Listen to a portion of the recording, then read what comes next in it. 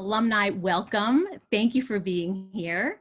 I'm going to ask each of you to share a little bit about yourselves. I'm going to start with a couple of questions for you. One is going to be introductory. Then I may have one or two more questions. Then we're going to open up to our students. So to start with, why don't we start with Lyra, and then I'll call in folks as we go. It'll make it a little bit easier to start. Lyra, could you share a little bit about your background? What led you to the position you're in now?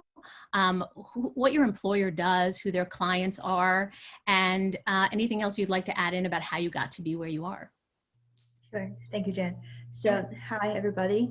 Thanks for joining us. My name is Lyra Hugh, and I graduated from UVA in 2014 with a double major in math and economics. So in college, I had many friends in the comm school, and they were all very focused on either consulting or banking, but I knew from pretty early on that that wasn't the lifestyle that I wanted. So when the opportunity of real estate presented itself, I thought it would be a good alternative to the traditional banking consulting world, while still allowing me to use what I've learned in school and also what I'm interested in, which is analytics. So when I graduated from college, I started working for Avalon Bay. They are a REIT, a real estate investment trust, a public traded company, and they specialize in multifamily rentals. So they do a full service real estate from buying land, developing buildings to operating, renovating, and selling in the end. And I was with them in the financial analysis and planning department for a little over 5 years. And then last December, I transitioned from Avalon Bay to American Real Estate Partners, which is a small private held real estate company specialized in commercial real estate. So it's a completely different structure, even though it's still in real estate, but the way they do business is completely different. So yeah, it was just at the beginning, I knew that, 80-hour weeks weren't really for me. And I started looking for alternatives. And I met with Avalon Bay actually through a econ department lunch chat that Jen hosted. So yeah, that's the long and short of what I've done. And I've been with American Real Estate Partners for a little under a year. And I'm still very early on in my career. I'm very new in this commercial real estate world. Okay, that's great. Thank you so much, Lyra. We'll get back to you in a few minutes to hear more about what your work was at Avalon Bay. Interesting to hear entry level what that work was like. Thank you. Tim, can you share a little bit also now about your career, what you're doing with Rackspace, and what the firm does? Sure. Yeah.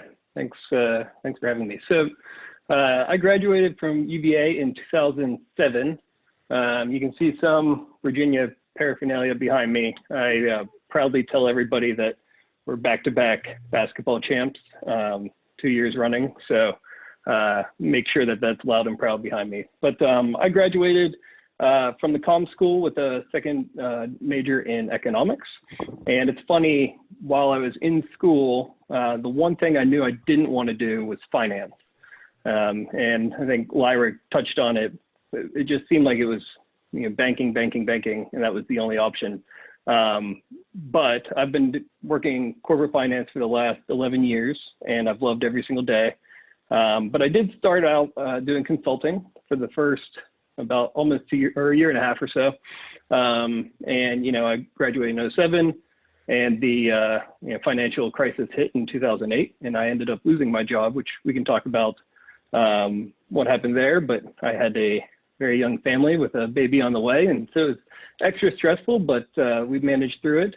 And I think it was serendipitous because I certainly would not have been looking in San Antonio where I am today, and been able to find Rackspace, which has been a fantastic company and a wild ride over the last 11 years. Tons of experience, M&A, regular corporate finance, then some big strategic actions, working with Apollo to go private, and then we just IPO'd 2 months ago, almost 2 months ago to the day. So lots of really, really big projects. It's been a ton of fun, and can't wait to talk more about it. Okay, thank you so much, Tim.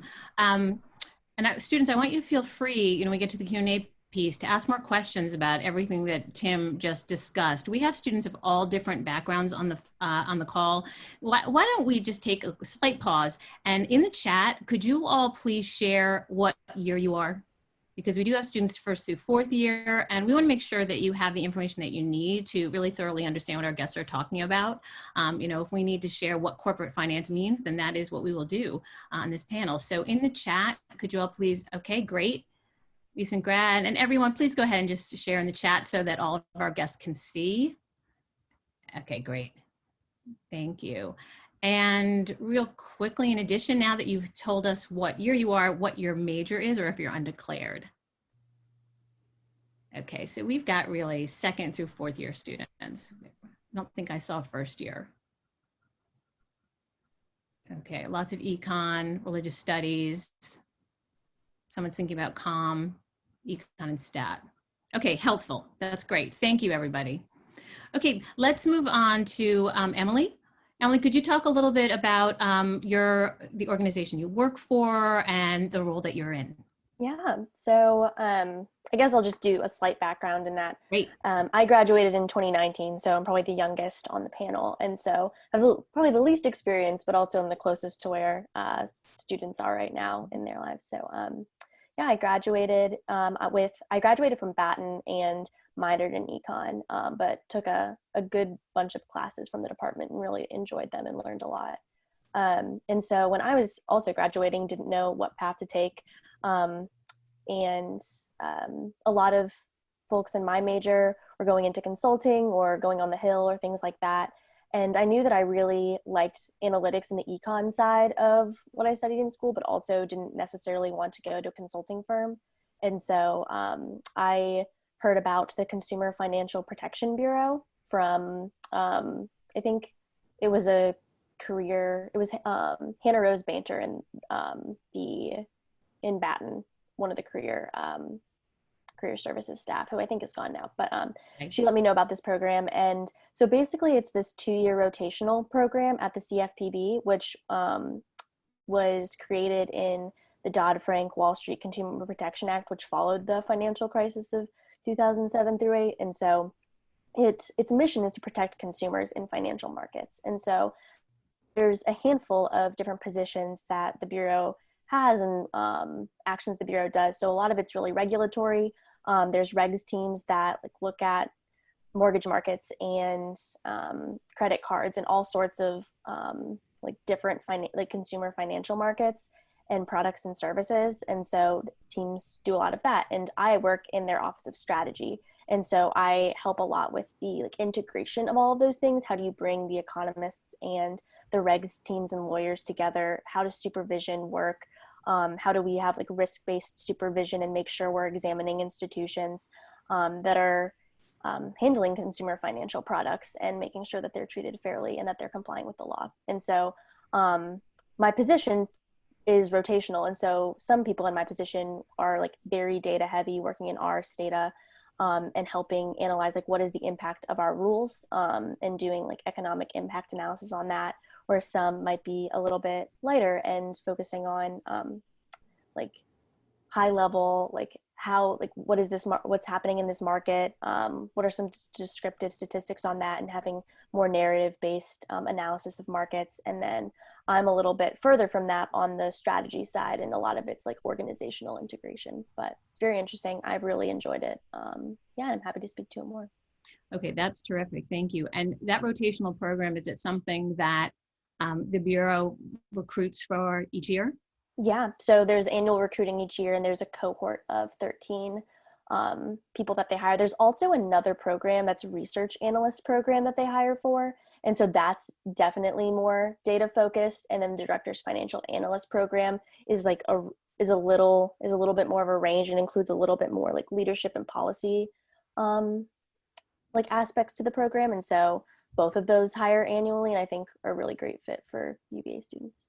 Okay, great. So anyone who wants more information about that, of course, you can ask during this panel, but I know that Emily has some office hours later as well. So you can sign up for those if even on the wait list, and Flora will tell us a little bit later how to do that. Thank you so much, Emily. Sure. Sara, welcome. It's been great to see Sara on several panels over the last 2 years. And Sara, could you tell us a little bit about your background, where you've worked and what you're doing now? Yeah, thank you, Jen. I can give a quick timeline of what I've been doing. I graduated in 2017. I was an econ and stats major, and in my stats major, I had a concentration in econometrics. After I graduated, I accepted a job offer from the Richmond Federal Reserve. While I was there, I was like a research associate in the research department. And so each department at the Federal Reserve kind of does different things. And the research department is pretty independent from the other departments. It's a little bit comparable to like a university academic economics department. And so my job was kind of similar to like, if any of you have ever worked as like a research assistant for a professor, I was doing like a comparable thing, but full-time and for multiple economists at once. So I was working there until late last year. And the role that I was in is meant to be kind of a 2-year program anyways. So the idea is that you'll work for 2 to 3 years as a research assistant, and a good percentage of those research assistants go on to grad school. And the economists there really try to mentor you and prepare you for that. So it is kind of a stepping stone program, although like a percentage of those also do go on to work in industry as well. So since then, I took a little bit of time off because towards the end, I finalized my plans to go to grad school for data science.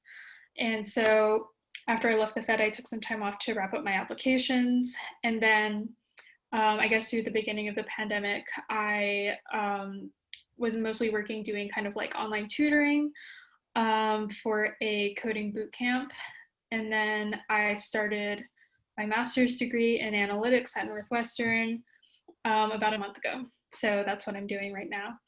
And so I can talk later on more about like economic research, the grad school application process, whether it's for master's or PhD. And I can also talk about data science because that's the field that I'm kind of going towards right now. Okay, great. Thank you so much for sharing that. Yeah, we see many more students interested in data analytics. Makes sense, of course, in the way the world is going. So thank you for that, Sara. Lyra, let's come back to you. Could you talk a little bit about the role of corporate finance for a business and what the work was like as an entry-level financial analyst or business analyst with alumni?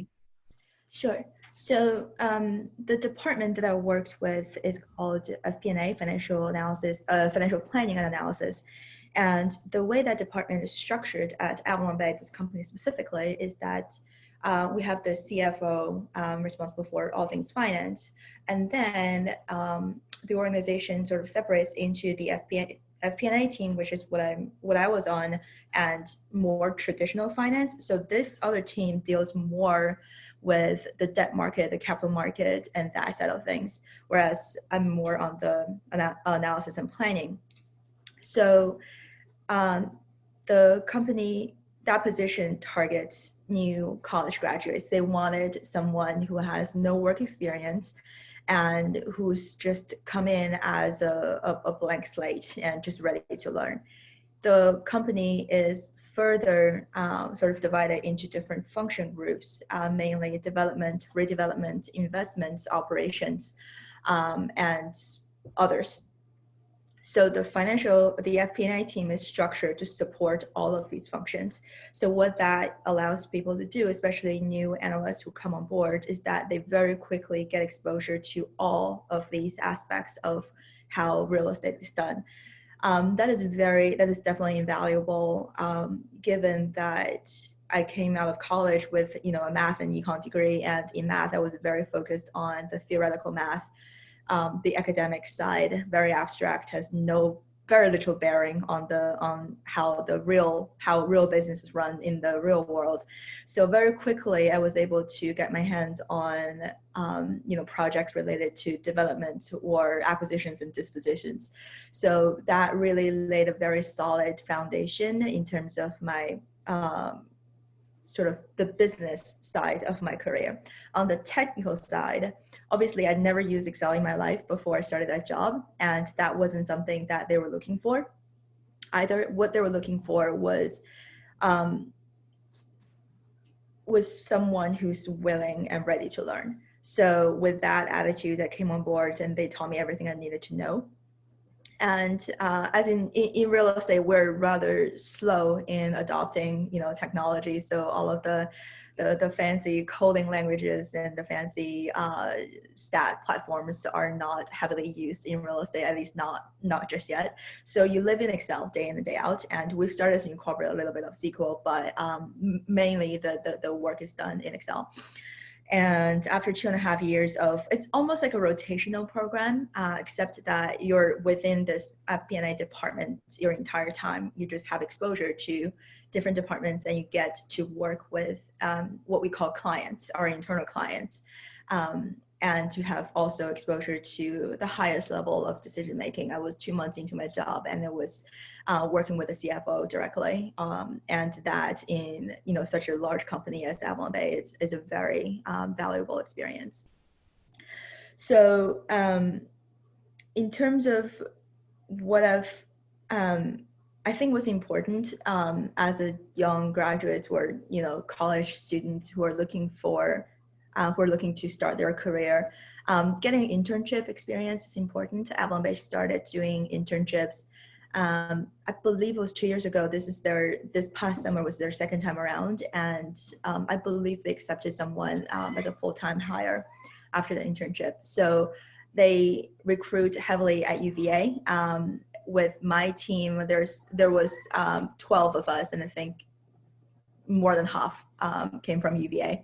So they definitely like the UVA because they love how diverse your backgrounds are. They don't just target comm school and then econ majors. They really look at, we have students from gender studies, international relations, accounting, etc. So it's not so much your major that they were looking at, is more the whole package. How can you present yourself in a way that make them want to invest in you?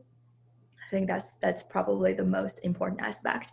And so gradually I transitioned into the asset management function at Bay and stayed there till the end of 2019. And then I transitioned to American Real Estate Partners.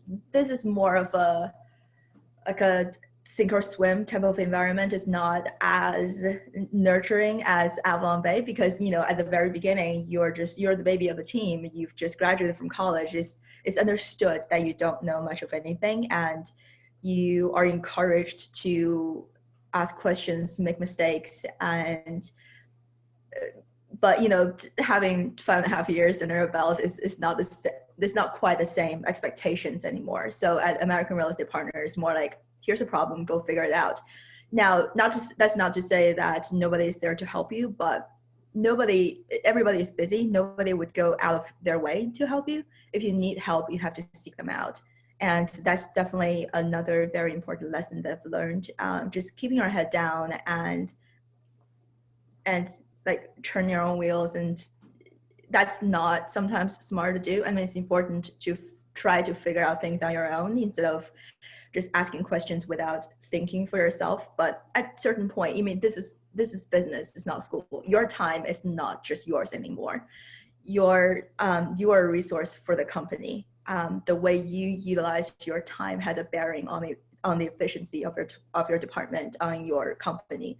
So when there are things that you realize, it's been 20 minutes, it's been 2 days, it's been 2 weeks, I need help, just raise your hand, and there will be people who are willing to help you. And that's another advice that, like, along that line, when you're looking for your first job out of college or your first internship, I know that it's a competitive market. Sometimes it's just good to have an offer, but when you have the luxury to pick and choose to shop around,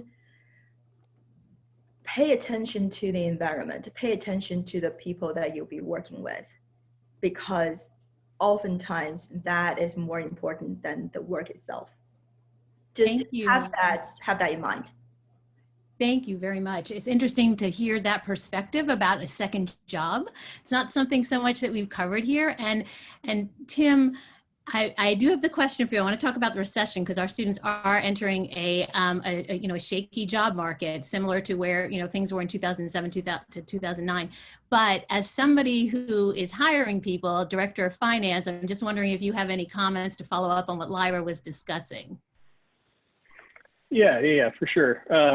So my consulting firm, we focus on, getting our clients through the private equity channel. So we had good relationships with big private equity firms, and then they would, kind of force us on their portfolio companies, which was a brilliant strategy. It worked very, very well.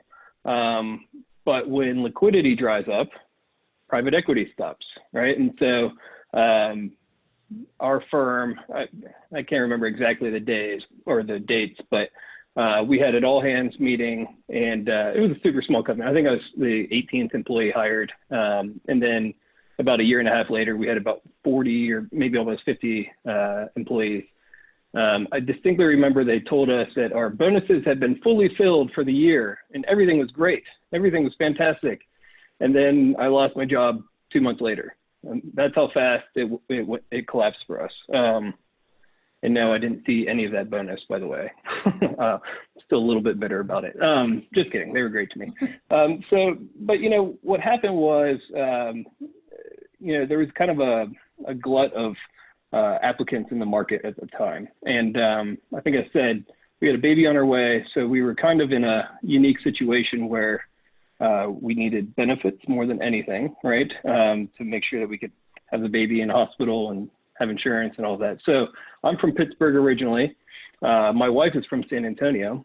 And so I spent every single day updating my resume, tailoring it to any job I could find, and then calling anybody I could find in either of those two markets, because we knew we needed to be near one of our parents. We needed some help at the time. So every single day, my job was my resume and finding and calling more and more people. It was interesting. I found a couple of opportunities, and they really were fascinating jobs, but they couldn't commit on any hiring date. They were in very uncertain times. And eventually I found a job down here in San Antonio, and it was actually at a bank at the time, which is interesting because banks were very, very in really bad shape at the time. But I really didn't enjoy the job, right? It was kind of one of those things that it helped pay the bills for a few months. But while I was there, I continued my search and kept working hard on my resume, meeting new people until I actually found a person who's in charge of investor relations at Rackspace, met him and got my job through him. There wasn't even a role open, and but he was impressed with my work ethic, my experience, and then my stick-to-itiveness, because I would badger him and call him all the time. And then I got a job, and it was great. It was fantastic. So, I think while searching for a job, even if there aren't opportunities that are clear and obvious, they do exist, right? You just might have to do a little bit more work. You might have to call people who you don't know, but you got their number from someone you do know, right? So some cold, warm introductions are very, very helpful, and leveraging your network as well as you can. And think of your network much more broadly than what it actually is, right? Think of it 1, 2, 3 degrees away. Use me as part of your network, for example. And just really, really work hard and talk to as many people as you can. And I guess my last tactical tip for you is tailor your resume for each and every job you apply for. Read the job description, see what they're looking for, what's the company do and what are they about, and then change a word here and there, or change the mission, or your initial statement. those things go a long way. And, as someone who's hired, I don't even know, I've hired a lot of people, it sticks out. It really does. So that's kind of my last tactical tip for you. Okay, great. Thank you so much. So casting a wide net, network with people, follow up and customize and tailor. So do your research so you can customize. Yeah, do your research and don't be surprised how friendly people are. I was, so reach out to any UVA alum, and it's highly likely you'll get a response just because you have the shared Virginia background, even if you don't know them. Yes, absolutely. Thank you. 4 people on the line here who are willing to obviously be contacts for all of you. So I have many more questions, but I want to open it up to everybody here. As Flora mentioned earlier, you are welcome to unmute yourself and ask your question. The microphone will pick you up. If there are a couple of people, we'll just ask for politeness and courtesy. And otherwise, you can send a question to Flora, and she will ask your question for you. But if you do ask your question yourself, please do tell us your name and your year.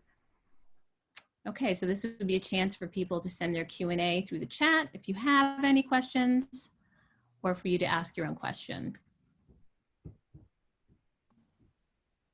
Hi, my name is Joycelyn. I'm a 3rd year. Sorry, my Wi-Fi is kind of shaky, so I didn't want to add video to, not be able to be as present in this panel as I would have liked. So I was wondering if I could actually follow up on what Tim mentioned about networking and ask you all about your experiences maybe networking with UVA alums, or like any tips and tricks you can provide in terms of being able to expand your network. Sure. Yeah. So, kind of the basics. LinkedIn is a wonderful tool. I probably don't use it as well as you probably do, just because haven't really been in the job market for a while. But look, I get weekly emails from I forget exactly what it's called, Cavalier Job Board or something like that. So I'm signed up for those. So I see, those types of roles that are opening and people who are looking for jobs. So that's a really good and helpful tool. And then, there are some alumni associations. I'm not sure how, undergrads can partake in this, but I'm sure there are opportunities there. And then lastly is just reach out, like just call or email. Like there's no harm, no foul, no shame in doing that. And, that's probably the best way to actually establish a relationship. So, but start with LinkedIn for sure. Hi, and I'll just add to that. I wouldn't have applied to the Richmond Fed probably if it weren't for a UVA alumni that I met during one of these eco events. So yeah, I definitely appreciate these types of events. Yeah. Thank you. Great. Other questions? Thank you, everyone. Flora, is anything coming into you? No. Okay. All right. Sara, this is for Emily. Emily, can you talk a little bit about some distinguishing features of working in the public sector? We spend a lot of time in the ECO talking about private sector, and I really this year want to give some time to public sector conversations. Yeah, absolutely. So Thanks. I guess I'll just start. I had one thought on something that Tim said, which go ahead, please. is very it's a blessing of being in the public sector during a recession is that I don't have fear of losing my job, and so it's really quite nice. I mean, it's quite nice in that the benefits are really great, and so I'll just speak to that quickly. Is during a recession, it's there's a lot of interesting work that happens during a recession, especially at the CFPB, but then also there is a lot of job security as well. So but I guess other distinguishing factors, it's very mission oriented, especially the CFPB. It's so young and so new that most of the people that joined started because they deeply care about the mission of protecting consumers in financial markets and have seen the harms of like payday lending and like other ways that like financial institutions may have taken advantage of consumers in the past. And so I think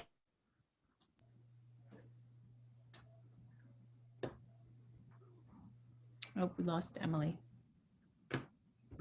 problem or that common mission really like binds people together, and it's like quite evident in the actual work that we do. And then I would say also like the types of problems that you're looking at are different, and you're looking at them from a different perspective than like potentially looking out for the interest of a company. It's really difficult to like quantify like what is consumer harm in this market, and that's a lot of things that the economists at the Bureau do. Like there often isn't great data. Like sometimes there is, it just depends on like what the problem is and what market you're looking at. For like example, mortgage markets has really great data because of HMDA. It's the Home Mortgage Disclosure Act data. But debt collections, for example, where consumers still very much need protection, the data isn't there. It's not as great. And so like how do you work with the resources you have to answer questions, to and yeah, understand like impacts on large groups of people, and how do you quantify that and things like that. So I would say the types of questions you look at from an economic perspective are a little bit more different. And also there's the whole policy lens of working for the public sector, rather than like certain like small decisions. A lot of decisions have like just wide effects and a lot of potential unintended consequences, and there's a lot of different ways to look at a problem. So yeah, I would say those are some distinguishing factors of the public sector. Yeah. Okay, great. Thank you very much. Okay, we'll keep those in mind. Sara, can you talk with us, and this is really for everybody, about a project that you've worked on that has been, you know, something that was exciting, that you really liked on the job at the Richmond Fed? And this is for all of our guests to think about as well. We'll come back to each of you, unless we have a student question, jump in. There's actually one student question that was in the chat for me. So this is directed to Sara. When working with data, which coding languages do you find to be the most useful and relevant? Okay, cool. I can address both of these questions. So just like to preface what I'm about to go through is my role at the Richmond Fed was the Stepping Stone program, right? So what the type of projects you would get assigned, it might depend on what you express your interest to be. Because the Richmond Fed's research department is so small, they really want it to be a good experience for you, and they want to help you learn. So if you're interested in finance, they may give you you might get paired up with like a finance economist. If you're interested in policy, you might get some more policy work. My interest was kind of in data analytics, and so I got paired up with an economist who was working on some like a project on market concentration. So my job was to analyze this enormous data set that contained like all US businesses in the entire country across like 25 years. So that was a super cool project to work on. It turned out to be like a really interesting paper. We had some very cool findings, and I got to collaborate with some really smart and interesting people. For that project, I was using Stata, and in I would say in academia in general, Stata and R are more prevalently used. However, as I'm kind of pivoting to data science, we're using definitely Python much more, a little bit of R. And I think that might be the way that things go in academia as well later on, but you know, academia is kind of like slower to catch up. And I think that's kind of true of, you know, lots of parts of both public and private sector as well. Did I answer those questions? Yeah, the coding languages, yeah. Any other skills you think that students should be thinking about building as they're considering maybe entering the Fed or macro research policy? Oh yeah, I did want to bring up what would have been useful knowledge to have as I was an undergrad is that, at least for the types of roles that I pursued, math has been very important. So while I was applying to the Richmond Fed as a research associate, they want to know that you've taken some higher level math classes, so that if they hand you a paper involving some like slightly complicated math or statistics, that you'll have the ability to learn and to tackle it. And as I was applying to grad school for data science, there were also plenty of like stats, like a linear algebra requirement, and stuff like that. So I guess I can talk more about specifics if anybody in particular is interested to one of those things, but I feel like very lucky that when I was at UVA, I just happened to have an additional stats major because I had the time to do it. I wasn't like particularly planning on going or majoring in stats or math or anything, but it turned out to be super useful. Okay, great. Thank you very much for that. Flora, you had wanted to jump in with another question from student? Yeah, this is another question from a student, and it's directed to everybody in the panel. What experiences did you have prior to your first job that you believe helped you secure your position?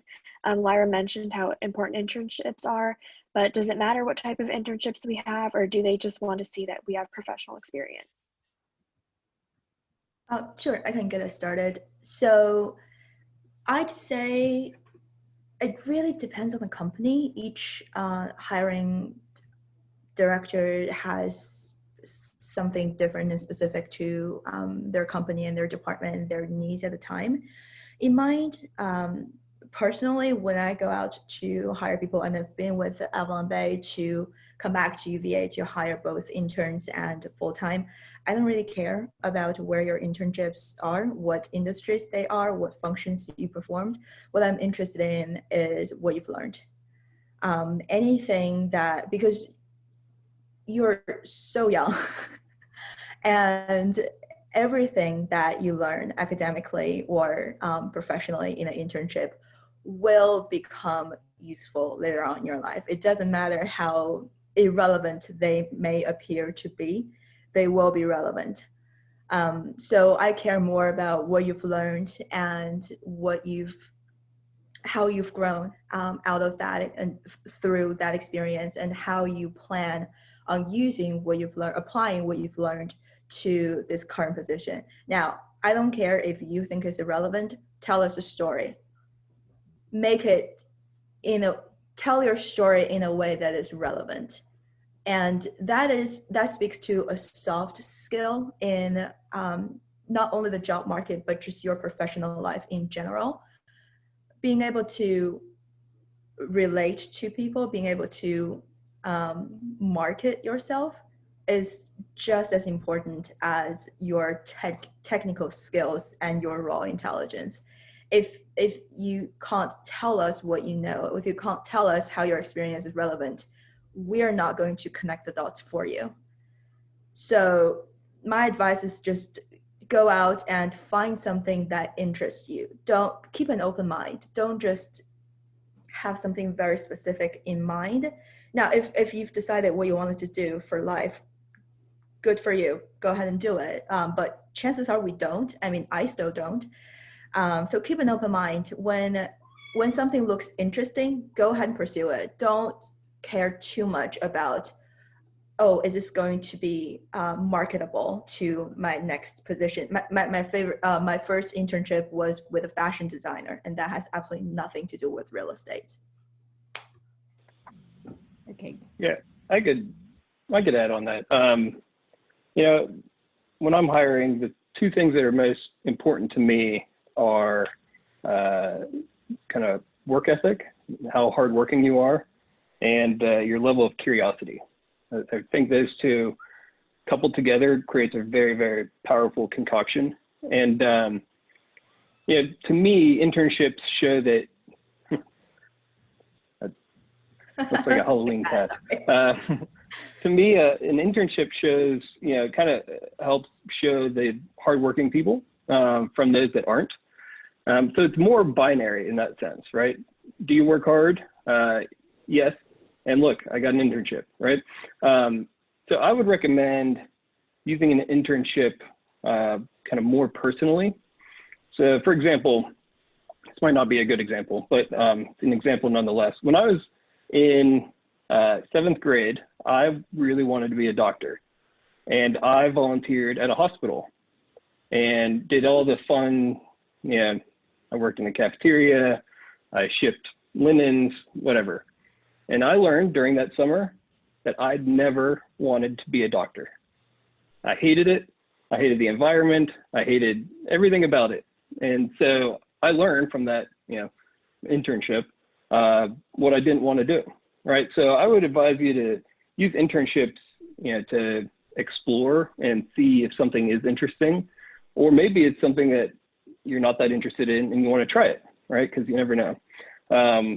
But whatever it is, you know, do it really, really hard and, you know, work very hard at it and ask tons of questions and learn a ton, right?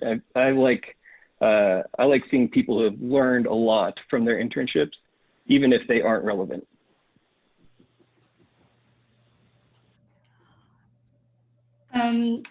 I wanted to add like a little piece of advice in case people aren't able to find internships, especially if you're maybe like a first or a second year. It's a little bit more difficult because people usually prefer people like to hire people who are closer to graduation, right?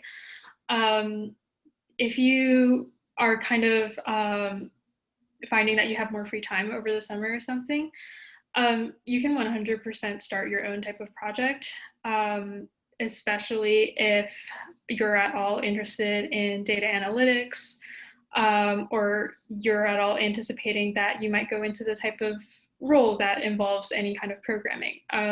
Programming is something you can learn online, and it is like perfectly fine to go into a job interview like a year or two down the line and have an interviewer ask you like, oh, what did you do during this summer? Like, or what did you do during this time period that's like kind of blank on your resume?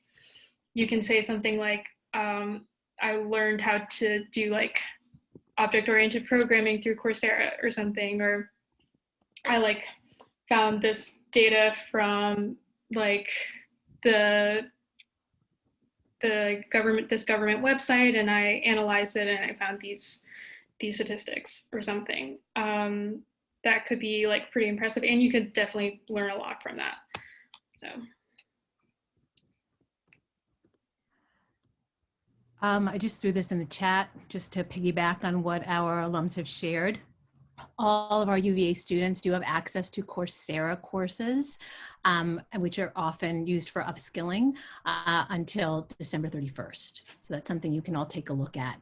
And you also all have access to Qualtrics, which is a survey software package where if you do want to come up with your own project, as Sara was suggesting, taking surveys, you can create your own and send them to whomever you want and analyze that data. Okay, other questions, Flora? Did anything else come in? That's all from this end. From this end? Other quickly add on to that last question. There was one summer that I couldn't find an internship, and so I like just looked at my network and ended up just finding a connection and wrote a paper in my free time for someone in the State Corporation Commission, and did some really interesting analysis, but it wasn't paid. And then I had the flexibility to, because I was just writing a paper for them, I had the flexibility to work part-time and make some money and also do some analysis, have some interesting conversations, and it ended up being a good flexible opportunity. So if you can't find a formal internship, there's still ways to, like, as Sara was saying, like do work, and there's also ways to find ways to make that work useful, and just to seek those out too. So thank you. And make sure then that you add those to your resume, right? Employers want to know about those experiences that you had, that you created yourselves, they are just as valid, as you can hear from our alums. I want to follow up on something that Lyra and Tim, you both mentioned, but get everybody's feedback on this. So how can you determine if someone is hardworking or what their level of curiosity is from their resume or from meeting them in person? What kinds of questions are you asking in interviews? How do you determine this? Sure. The hardworking, it kind of, I don't want to say it's obvious, but you can kind of tell when someone's hardworking. They had, like Emily said, had a job and also wrote a paper, right? I mean, that's a sign of someone who works hard. It's someone who even talks about it. I love to put everything into my work and give it 100%. So the way you describe it, but on your resume for sure, make sure you show everything that you've done, right? Don't skimp out. Make it concise enough so it's not a binder full of of resumes, but make sure that you highlight that you have done a lot and what you have done and what you've done within those jobs, right? Don't just list the job, list activities and things within the job. And then on the curiosity side, I gauge it two ways, I guess. One, it's how well you know the company or entity or organization that you were previously working for, right? Because I feel like if you're working for someone, and I guess it doesn't have to be work, right? It can be volunteer. It could be, I've asked these questions about groups within schools. Like one of the colleges down here has an investment society, and I always ask about that. And I think people who are curious find out a lot more about the company that they work at, and they can describe it really well. They can talk about challenges with it. They can talk about opportunities. And so I try to dig in on wherever their most recent experience is. And if they don't have an experience, I let them pick it, right? Choose a topic. For example, at this investment society, someone may have just done a research paper on a particular stock. And so I gauge how much that person actually read into that company for that investment paper. So that's kind of the first way, is to drill into their most recent experience and what they know more than, what do they know broader than the role that they had. The other way I gauge curiosity is by the questions asked to me, right? So thoughtful, researched questions are very indicative of someone who's curious. And then it's not just, having some good test questions written down prior to the interview, or, conversation, whatever it is. Also asking questions during, right? And following up on things that I may have just said, and, ask, what do you mean by that? And what's interesting about that, right? So I think those are very powerful ways, but, you've got to be prepared, make sure you've done your research on the company or whatever it is, and come with some really good questions.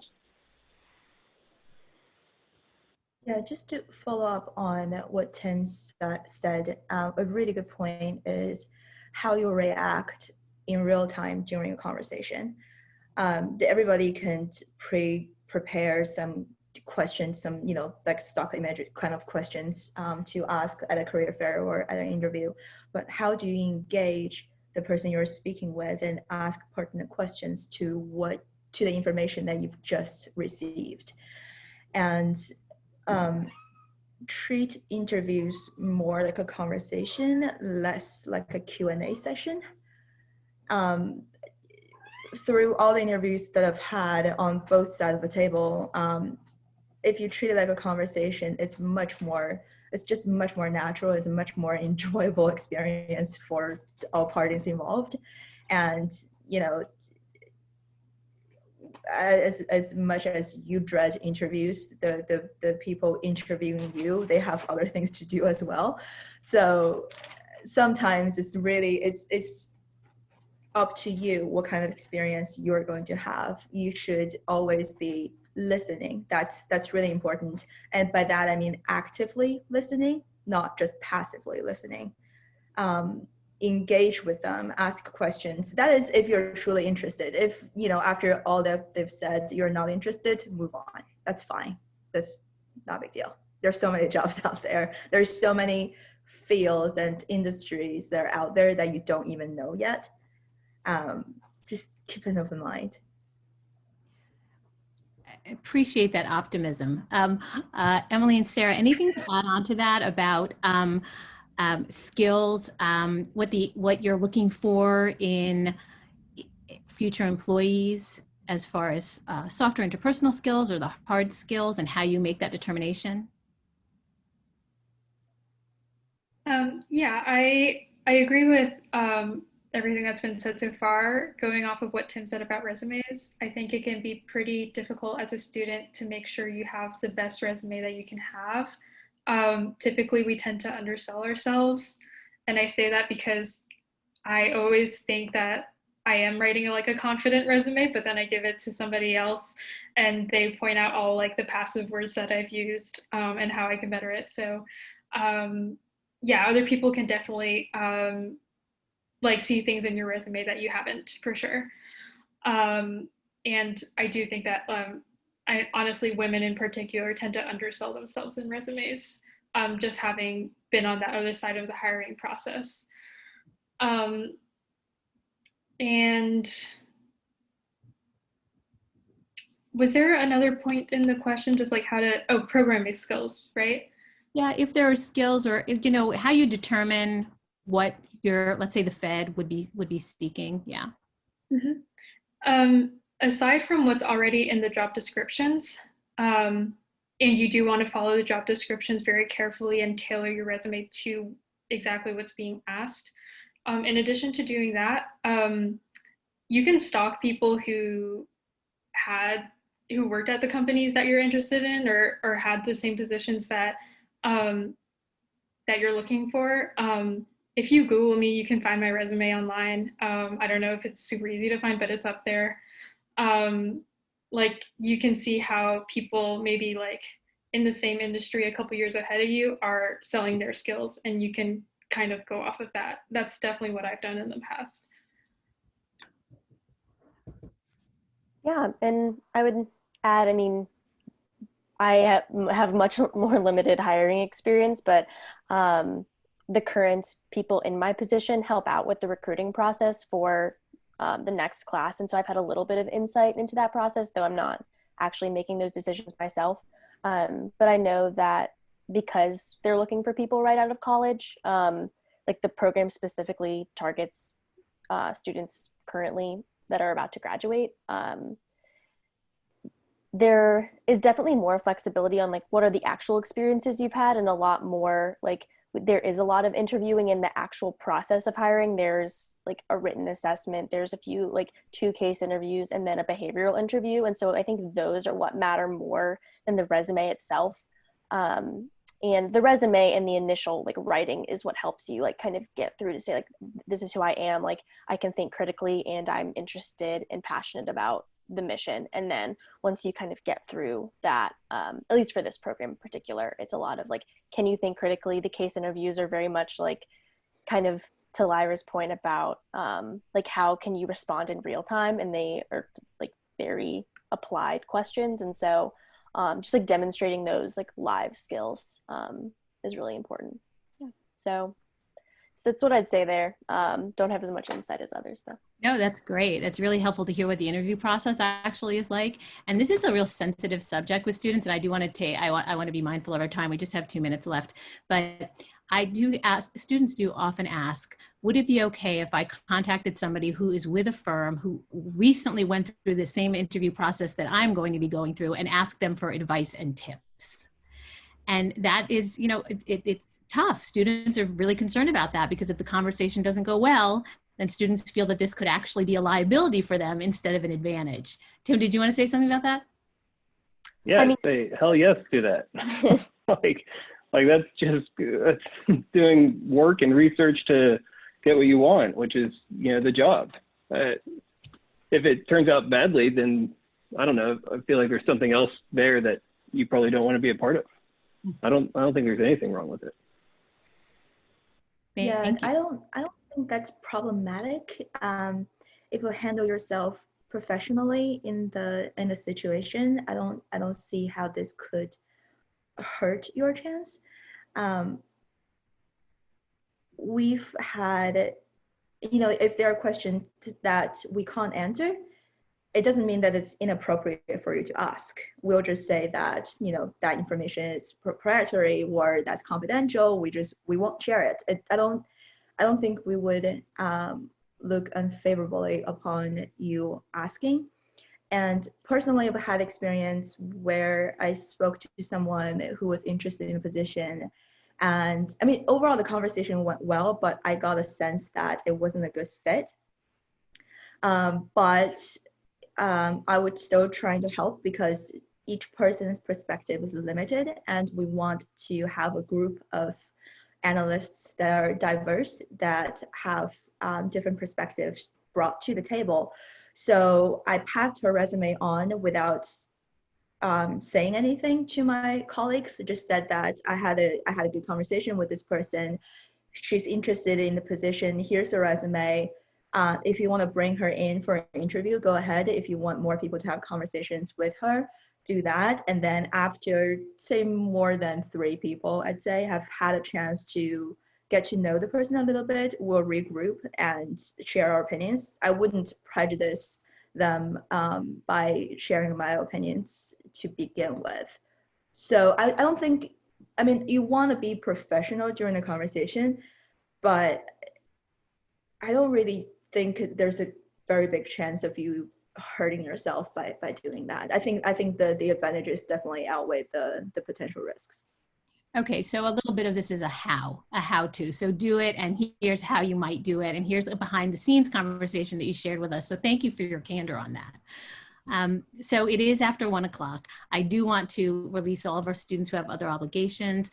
Our panelists have office hours that are supposed to start at 1, and they're on other Zoom lines, so we have to release them there. But if anybody does want to stay on the line here and ask a few more questions, if anyone remains, Flora and I will be here for a couple of minutes. We're also going to ask our panelists about any entry level or internship opportunities they may have with their firms, and we will share, or their employers, and we will share those back with you in a follow-up email.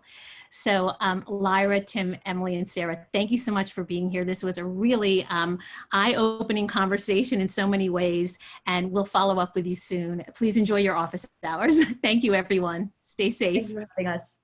Bye.